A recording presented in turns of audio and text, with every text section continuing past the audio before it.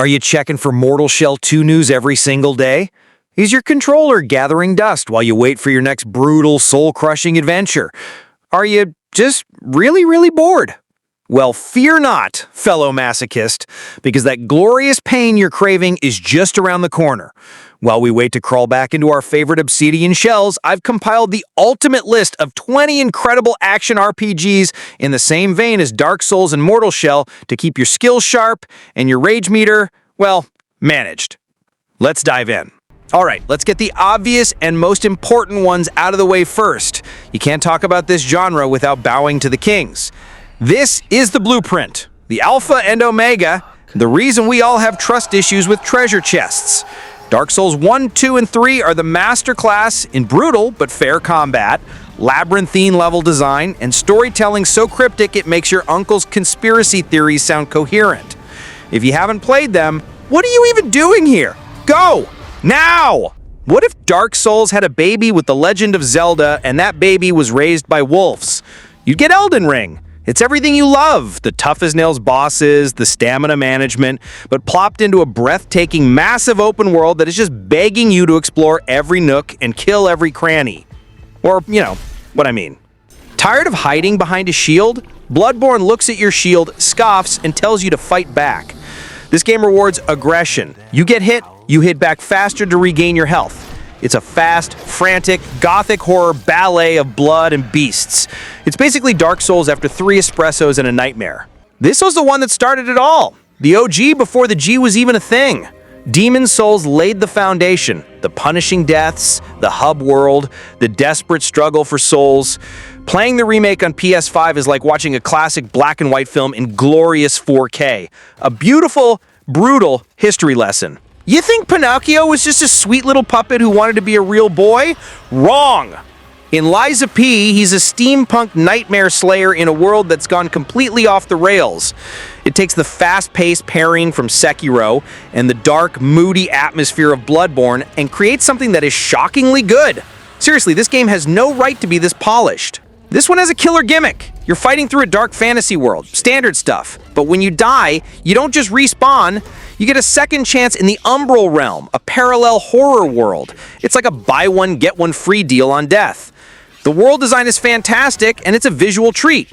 And Team Ninja looked at Dark Souls and said, needs more combos, and samurai, and demons. Nioh and its incredible sequel are faster, more complex, and have a loot system that will make a Diablo fan blush. With different combat stances and wild yokai abilities, this is for players who want to earn a PhD in slicing things up.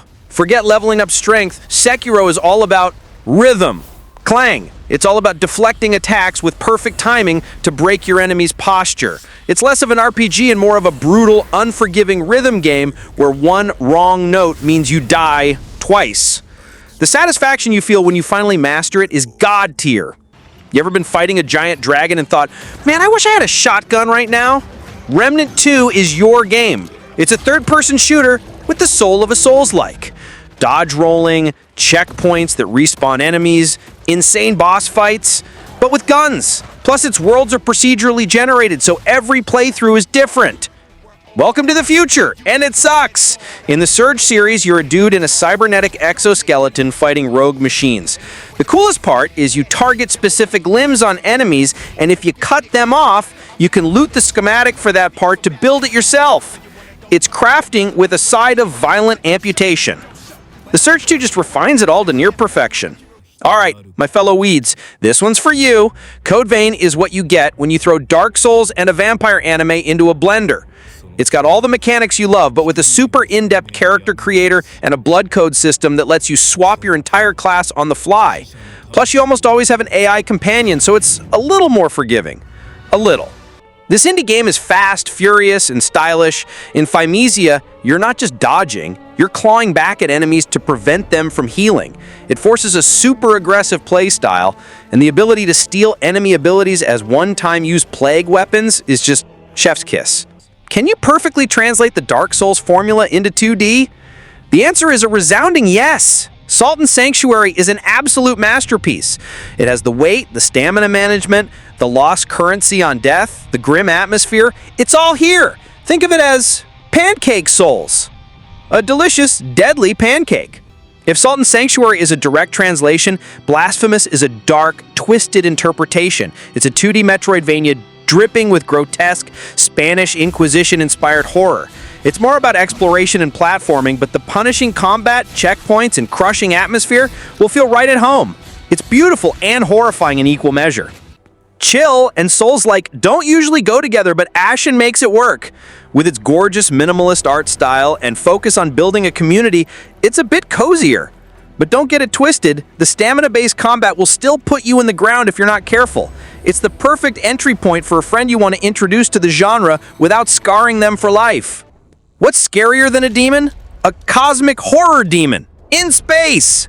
Hellpoint takes the formula to a derelict space station orbiting a black hole.